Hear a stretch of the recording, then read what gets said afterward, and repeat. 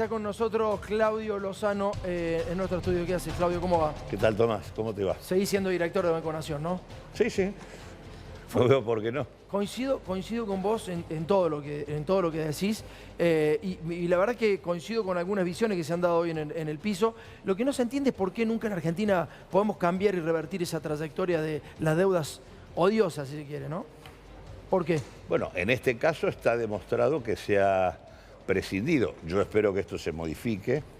Lo escuchaba con atención a Eduardo Valdés, que está en el lugar clave, porque la clave de la posibilidad de una modificación es lo que el Parlamento haga. Claro. Y en este sentido la actitud de los bloques que tienen que ver con el interés nacional y popular es absolutamente central. Pero digo, una de las claves por la cual pasa lo que vos decís es que pareciera que en estas discusiones la cuestión legal, jurídica, constitucional, desaparece.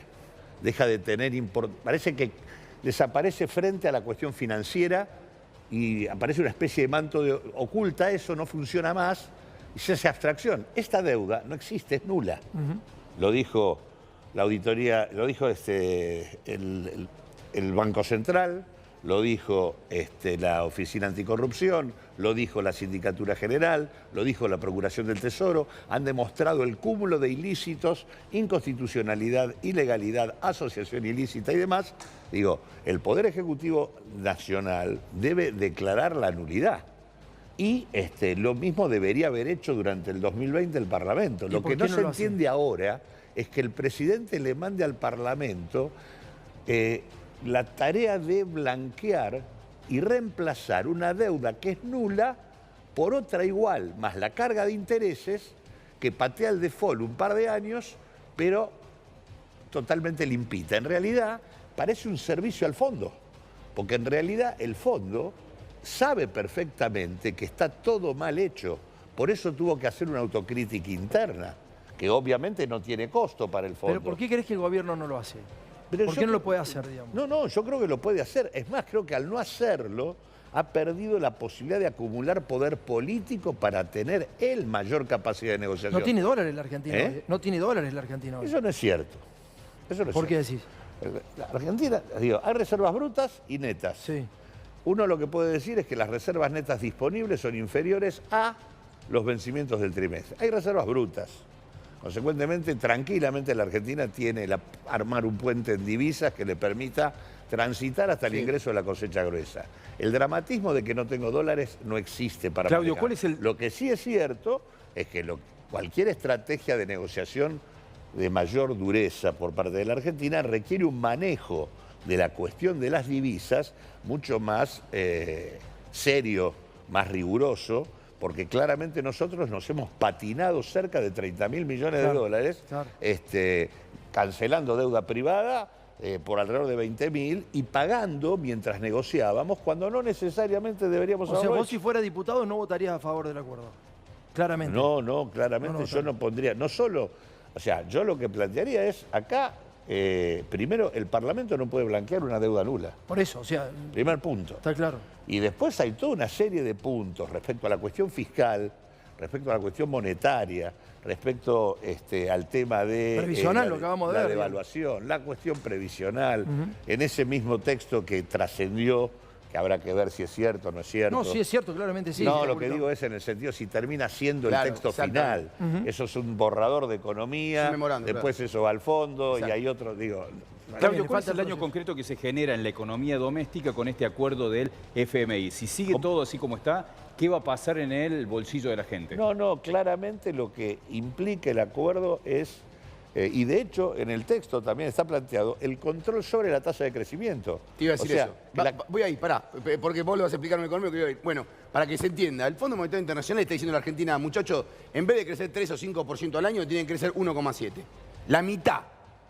Crecer la mitad es también sacar más lento a la gente de la pobreza. ¿El fondo no quiere más pobres? Bueno, nunca ha sido una preocupación del fondo. Claro.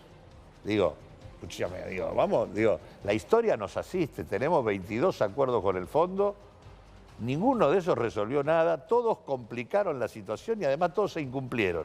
Entonces, la verdad que, Pero ¿cuál es el argumento de que tenemos que crecer al 1,7 y no más de eso? ¿Cuál sería el argumento? ¿Por qué? Básicamente el argumento cuento el memorándum, básicamente el argumento lo que dice es que la Argentina tiene que crecer al 1,7 para ordenar su macroeconomía, por ejemplo, y entre algunas cosas que no la dice expresamente, pero las deja entrever, es dejar de usar instrumentos, el Banco Central, a futuro para contener el tipo de cambio. ¿Saben lo que significa eso? Devaluación. Bueno, de hecho, lo que plantean es que hay que achicar la brecha, que es otra manera de decirlo, y de hecho ya el propio Banco Central comenzó a acelerar la devaluación a una tasa de inflación del 40, respecto a lo que lo venía haciendo. Hay una demanda de llevar tasas de interés reales positivas, ¿no? Sí, es lo que está pasando. Pero lo que digo lo que me parece importante decir, acá por un lado, vas a un proceso de desaceleración de la tasa de crecimiento en el marco del acuerdo del fondo. Es decir, como él dice, menor capacidad para distribuir o para sacar gente de la situación de 40% de pobreza que tiene hoy la Argentina. Segundo, tenés un contexto donde tenés devaluación, costos financieros más altos y además pedido de incrementos tarifarios. Las tres cuestiones lo que hacen es acelerar la tasa de inflación en lugar de contenerla. ¿Cuánto se van a ir las tarifas realmente? ¿Y por qué no le preocupa la inflación en realidad? ¿Por qué no le preocupan los pobres? Ya lo sabemos. El fondo nunca se ocupó de ellos. El tema de ¿por qué no le preocupa la inflación? Porque la inflación es el mecanismo del ajuste. En realidad, el ajuste fiscal lo hace la inflación, claro. Vía aumento de los ingresos y devaluación y caída de los gastos en pesos. Y entonces, después de esto, digamos, después de cada acuerdo con el Fondo Monetario Internacional, ¿qué le viene a la gente, a la sociedad? ¿Qué viene? Genera deterioro en las condiciones de vida de la población. Sí o sí. De una población que ya está en una situación de vulnerabilidad muy alta. Los últimos datos del tercer trimestre del 2021... sin contar el aguinaldo, la pobreza sigue en 40%. Está prácticamente en el mismo nivel de hace un año cuando creciste el 11%. O sea, en el marco de un crecimiento del 11%, la pobreza se mantuvo en el 40%.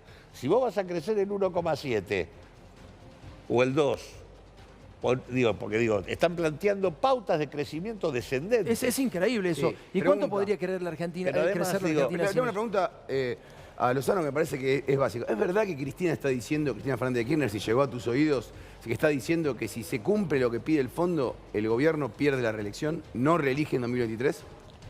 Yo creo que yo creo que es del mismo modo que esto es bueno ponerlo. El ministro Guzmán hizo un ajuste fiscal durante el 2021. Un ajuste fiscal sumamente importante que redujo un 50% el déficit fiscal del 6,4 al 3. Y lo hizo a expensas del gasto corriente, deteriorando inversión en seguridad social, inversión en salarios e inversión en prestaciones sociales.